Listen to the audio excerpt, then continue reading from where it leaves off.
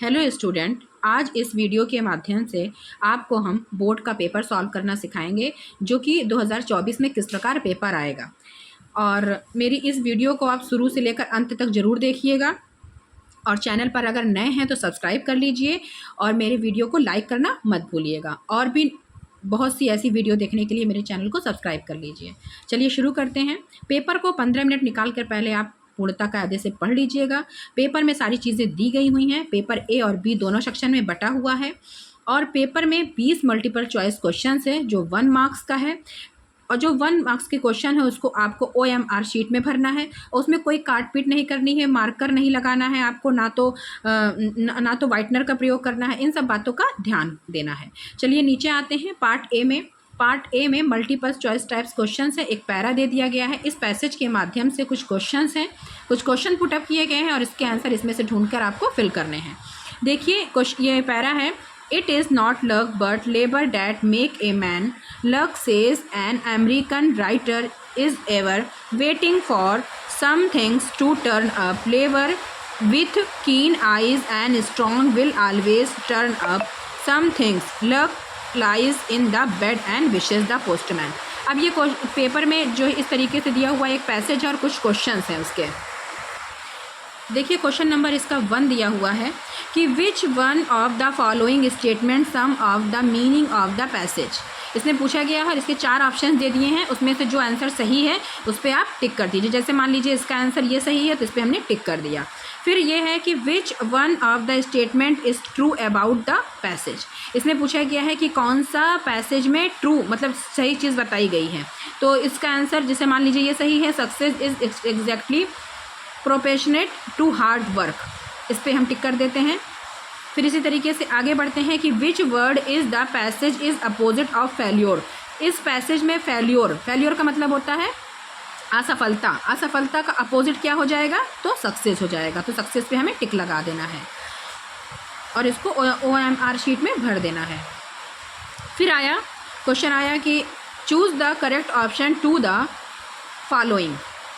ये 4th number का question है। इसके सामने 1 नंबर लिखा हुआ, ये 1 नंबर का है।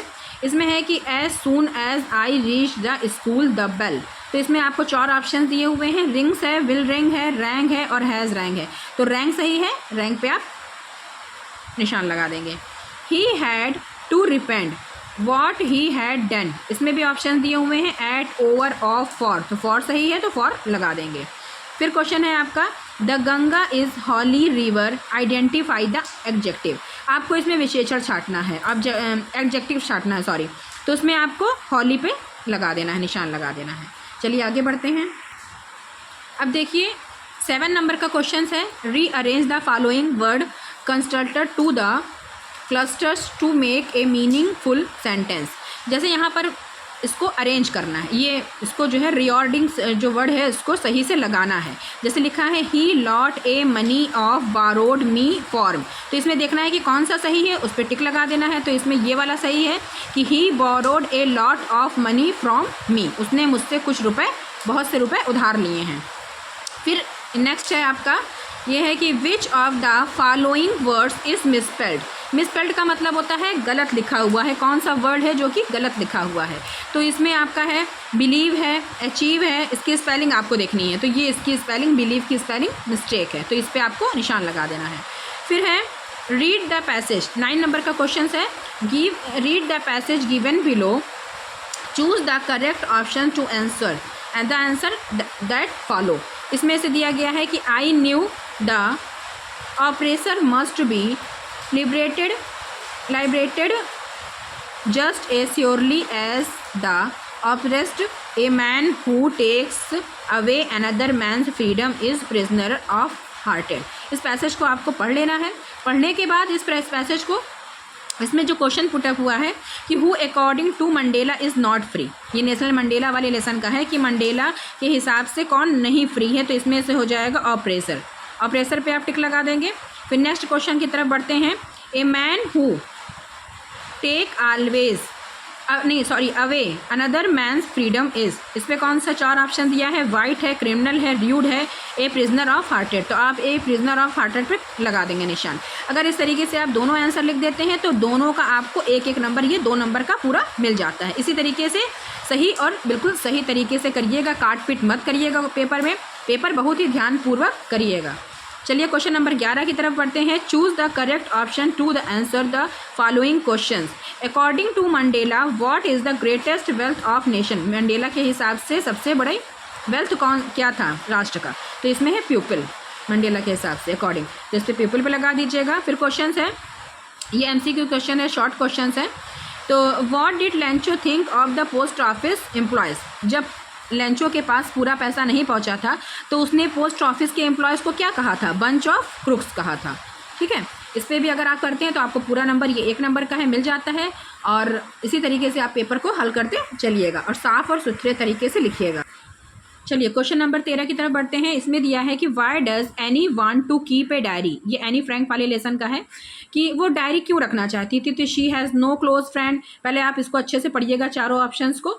तो उसके पास कोई दोस्त नहीं था जिससे कि वो अपनी बातों को कह सके, तो ये वाला ऑप्शन सही है, सी हैज़ नो क्लोज फ्रेंड, उसका कोई क्लोज फ्रेंड नहीं था। इस पर आप लगा दीजिएगा, ये भी 1 नंबर का है और आपको पूरा नंबर इसमें मिल जाएगा। प्रश्न नंबर 14 है, क्वेश्चन नंबर 14 की तरफ चलते हैं कि read the given extract and the choose the correct option to answer following questions. ये पैसेज दे दिया गया है। He talks in his vivid strips the few steps of his cage on pads of velvet quite in his quiet rage। पहले इसको आप अच्छे से पढ़िएगा कि ये पैसेज कहाँ से आया है। तो आपके मन में जब आप पढ़े होंगे तो आपको समझ में आ जाएगा कि ये passage A tiger in the zoo lesson का है, tiger in the zoo lesson का है। तो आपको इसमें करने में बहुत ही आसानी मिलेगी। Which of the following in his a cage. अब इसमें पूछा गया है कि केज में, पिंजड़े में कौन है। तो इसमें ऑप्शन दे दिया गया है टाइगर, बियर, डॉग, हॉर्स। तो आपको टाइगर पे अगर आप लेसन पढ़े हैं, पोयम पढ़े हैं तो आपको पता होगा, तो टाइगर पे लगा देंगे। फिर नेक्स्ट क्वेश्चन है कि who is the poet of the poem which the above extract has been taken. इसको किसने लिखा है इस पोयम को? रॉबर्ट फ्रॉस्ट हैं, लेस्ली नॉरिस हैं, तो यही इनकी पोएट थी। इस पर निशान लगा देना है। फिर नेक्स्ट क्वेश्चन की तरफ बढ़ते हैं। प्रश्न नंबर है, क्वेश्चन नंबर 16 है कि हु वाज मिस्टर फ्रम्फी। मिस्टर फ्रम्फी कौन थी? तो इसमें लगा देना है आंसर कि द मिस्ट्रेस थी, वो केयर टेकर थी कि मिस्ट्रेस थी कि नर्स थी कि मेड थी। तो इस पर लगा देना है मिस्ट्रेस, मिस्ट्रेस पर निशान लगा देंगे। फिर क्वेश्चन है कि who was thief in the story. Story में थीफ कौन था, चोर कौन था? तो इसमें ये गलत आंसर लगा हुआ है, आपको लगाना है हरी सिंह। हरी सिंह चोर था, उस पर लगा देना है। Richard E bright was an, क्या थे ये? इस पे एक्टर पे लगा हुआ है, इस पे आपको लगाना है साइंटिस्ट पे लगा देना है। साइंटिस्ट पे निशान लगा देंगे। और चलिए आगे की तरफ बढ़ते हैं, नेक्स्ट क्वेश्चन की तरफ चलते हैं। 19 नंबर का क्वेश्चन है ये। Matilda always remained. तो इसमें 4 ऑप्शन है, अनहैप्पी, हैप्पी, कंटेंट और डिलाइटेड। तो इस पर आपको अनहैप्पी पे लगा देना है। इसका भी 1 मार्क्स है, आपको पूरा मिल जाएगा अगर आप करते हैं तो। पेपर को बहुत ही ईजी तरीके से और ध्यानपूर्वक आपको करना है, ये नहीं कि सोचना है कि कहाँ से आ गया, पहले पेपर को अच्छे से समझना है। Who was Ramlal eldest daughter. Ramlal की बड़ी बेटी कौन थी? राधा पे आपको लगा देना है निशान। मंगला है, चंपा है, सुलेखा है। लेकिन जब आप पढ़े होंगे तभी आपको इसका आंसर पता होगा। फिर नेक्स्ट क्वेश्चन आपका आ गया पार्ट बी से। पार्ट बी आ गया, जो इसका सेक्शन है रीडिंग का सेक्शन है ये। इसमें भी आपको एक पैसेज दे दिया गया है और उस पैसेज के कुछ क्वेश्चंस दे दिए गए हैं। चलिए देख लेते हैं। A man was kept in the jail without any fault. When the king visited the jail he told him that he was innocent. आपको इस पैसेज को यहाँ से यहाँ तक का बहुत अच्छे से देख लेना है, पढ़ लेना है। फिर ये क्वेश्चंस पुटअप है इसमें कि what did the king do when he found out the that the man was innocent. ये 4 क्वेश्चन दिए हैं, इस 4 क्वेश्चन का आंसर आपको लिख देना है। आखिरी वाला जो क्वेश्चन होगा उसमें अपोजिट पूछा जाता है कि सोल्ड की अपोजिट क्या होगी, मीनिंग। तो सोल्ड का अपोजिट क्या हो जाएगा? सोल्ड मीन्स बेचना होता है, बेचा, तो इसका हो जाएगा खरीदा, बॉट या बाई। फिर है राइटिंग सेक्शन में आइए। राइटिंग में दिया गया है कि write a letter to your father requesting him to send you 3000 rupees for purchasing the book. अपने फादर को एक पत्र लिखना है कि मुझे 3000 रुपये की ज़रूरत है और मुझे कुछ बुक्स खरीदनी है। और उस लेटर को आप लिख दीजिएगा। उसमें और लगा हुआ है, ये 4 नंबर का है, अगर आप इसको करते हैं तो पूरा 4 नंबर आपको मिल जाता है। और इसमें देखिए और लगा हुआ है, और लगने का मतलब होता है कि इन दोनों में से आपको ऑप्शंस मिल जाता है कि कौन सा करना है। तो आपको करना है write an application to principal your complaining the water tanks in the school are being clean regularly. आपको एक इसमें एप्लीकेशन लिखना है अपने स्कूल के प्रिंसिपल को कि कंप्लेन करनी है कि जो वाटर टैंक्स है, जो पानी का जो सप्लाई है वहाँ पर जो टंकी है वो उसको रेगुलरली साफ़ कराया जाए। उसके लिए आपको आवेदन पत्र देना है। इन दोनों में से आपको अगर एक भी कर लेते हैं, दोनों में से एक ही करना है, और एक करेंगे तो आपको 4 नंबर पक्का है, और इसको ज़रूर करिएगा। इन सारी चीज़ों को छोड़िएगा नहीं आप एग्ज़ाम में। सेक्शन बी का क्वेश्चन नंबर 3 देख लेते हैं, और ये 6 मार्क्स का है। अगर आप इसको करते हैं तो आपको 6 मार्क्स पक्का है। देखिए इन दोनों में और लगा हुआ है। पहला है right A report on election sense about 18 and 100 words. आपको इलेक्शन का दृश्य, जो इलेक्शन का जो दृश्य होता है उसको लिखना है 80 से 100 वर्ड्स में लिखना है। तो उसमें पोलिंग बूथ का सेंस के बारे में लिखना है, sense in the polling booth का लिखना है, time and place, sense around the, ठीक है। आप ये मेथड से इसको भी लिख सकते हैं। और इसमें और लगा हुआ है कि राइट एंड आर्टिकल्स, एक आर्टिकल लिखने के लिए आएगा, importance of taking exercise, regular exercise in about 18 and 100 word, कि आप रोज़ सुबह जो एक्सरसाइज करते हैं उसके बारे में लिखना है कि वो क्यों महत्वपूर्ण है। और कुछ यहाँ पर उसकी हेडिंग्स भी दी गई हैं, आप इन हेडिंग्स को लिख करके, मेरे ख्याल से तो आप इन दोनों में ये वाला करते हैं तो अच्छे से अच्छा मार्क्स भी पा सकते हैं, क्योंकि आपको यहाँ पर हेडिंग खुद वहाँ मिलेगी करने के लिए। अब इस हेडिंग को लिख करके आप उसके बारे में अपने मन से लिख सकते हैं। चलिए ग्रामर की तरफ बढ़ते हैं। क्वेश्चन नंबर 4 है, और ये ग्रामर पोर्शन जो आपका आएगा 4 नंबर पर है, ये आपका होगा कम से कम 10 मार्क्स का। तो ये आप चलिए, इसमें है rewrite the following sentence by changing into direct speech, in direct speech. ये आ गया कि my friend said to me please give me your book for 3 days. इसको करना है आपको, डायरेक्ट नरेशन करना है आपको, इनडायरेक्ट में बनाना है। फिर नेक्स्ट है इसमें कि change the following in to the passive voice. आपको पैसिव वॉइस करना है कि do not insult the poor, तो इसका क्या हो जाएगा, let not the poor be insulted, ये हो जाएगा। फिर पंक्चुएट करना है इसको, पंक्चुएट में है कि the teacher said to the boys do not abuse anyone. इसको सही करना है, पंक्चुएट का मतलब होता है सही करना। तो इसमें देखिए ये लिखा हुआ है स्मॉल लेटर में, और पहला जो लेटर होता है, जो फर्स्ट लेटर होता है, वो हमेशा कैपिटल में होता है। तो आपको ये बात ध्यान रखनी है, इसको सिर्फ यहाँ पर कैपिटल लेटर का यूज़ करके इस सेंटेंस को अच्छे से बना देना है।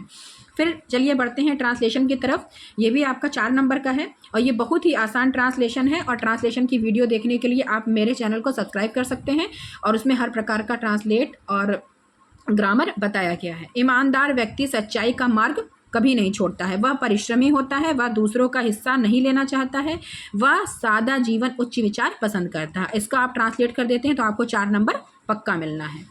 चलिए फिर आगे बढ़ते हैं। अब ये आपका प्रोज पोइट्री से क्वेश्चंस कुछ पूछा गया है। क्वेश्चन नंबर 5 है। क्वेश्चन नंबर 5 में पढ़ते हैं। इसमें है कि why did the post master send a reply to Lencho's first letter address to God. जो पोस्ट मास्टर था, लेंचो का जो मतलब कि उसके खत का जो जवाब देता है, तो वो गॉड के पते पर मतलब कि क्यों देता है, इसका आंसर आपको लिखना है। फिर नेक्स्ट क्वेश्चन इसमें और लगा हुआ है कि what is the greatest wealth of nations in Mandela's opinion. Mandela के अकॉर्डिंग सबसे ग्रेटेस्ट वेल्थ क्या है, उसके बारे में आप लिखिए। इन दोनों में से आपको एक क्वेश्चन लिखना है, ठीक है। तो अगर आप ये एक क्वेश्चन लिखते हैं तो आपको 3 नंबर मिलता है। फिर आ जाइए, फिर आगे बढ़ते हैं। तो इसमें आपको क्वेश्चन दिया हुआ है नंबर बी, इसमें भी आपको और लगा हुआ है, ठीक है। इसमें और लगा हुआ है, अगर आप इन दोनों में से भी एक क्वेश्चन करते हैं तो आपको 3 नंबर मिलता है। तो मतलब मिलाकर दोनों का 6 नंबर आपका पक्का है।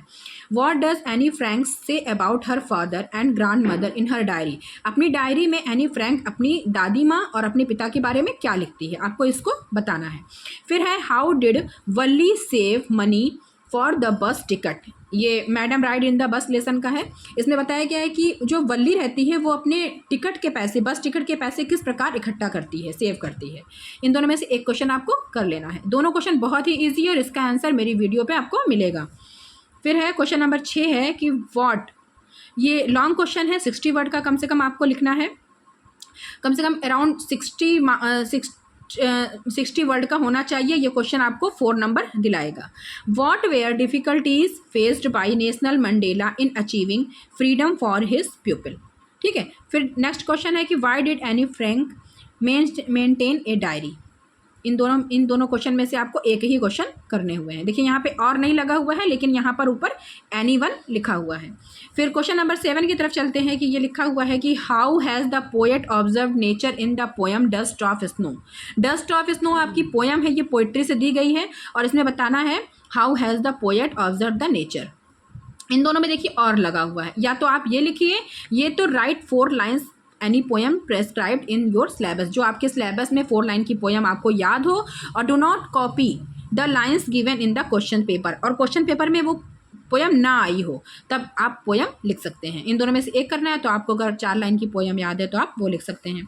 फिर क्वेश्चन नंबर 8 पे आते हैं कि right the central idea of any one following poem in 40 and 50 words. 40-50 words की आपको एक पोएम लिखनी है जो कि 3 नंबर की रहेगी। सॉरी, मतलब कि कोई पोएम से सेंट्रल आइडिया लिखना है जो 3 नंबर का रहेगा। डस्ट ऑफ स्नो दिया है, एनिमल्स दिया है और द ट्रीज दिया है। तो आप डस्ट ऑफ स्नो लिख सकते हैं, ये वेरी इंपॉर्टेंट और वेरी वेरी इजी है। फिर क्वेश्चन नंबर 9 पे आते हैं कि answer any one of the following in the about 30-40 words. कम से कम ये जो क्वेश्चन इन दोनों में से एक करना है, ये आपके सप्लीमेंट्री से दिया गया है और ये क्वेश्चन में से एक करते हैं तो आपको 3 नंबर मिलना है।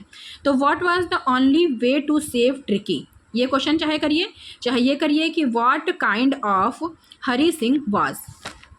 हरी सिंह किस प्रकार का चोर था, इसको चाहे लिखना है। तो इन दोनों में से जो आपको इजी लगे वो लिख लीजिए। Answer any one of the following question 60 word. आपको 60 वर्ड का एक क्वेश्चन लिखना है इन दोनों में से। Give a character sketch Richard E Bright. Describe the role of the Hollies teacher in her life. इन दोनों में से एक क्वेश्चन लिखना है जो कि 60 वर्ड का होना चाहिए और इसको ये भी आपको 4 मार्क्स दिलाएगा। अगर आप पेपर को इस तरीके से हल कर लेते हैं तो आपको बहुत ही अच्छा नंबर मिलेगा। और thank you for watching and मेरे चैनल को सब्सक्राइब करना मत भूलिएगा।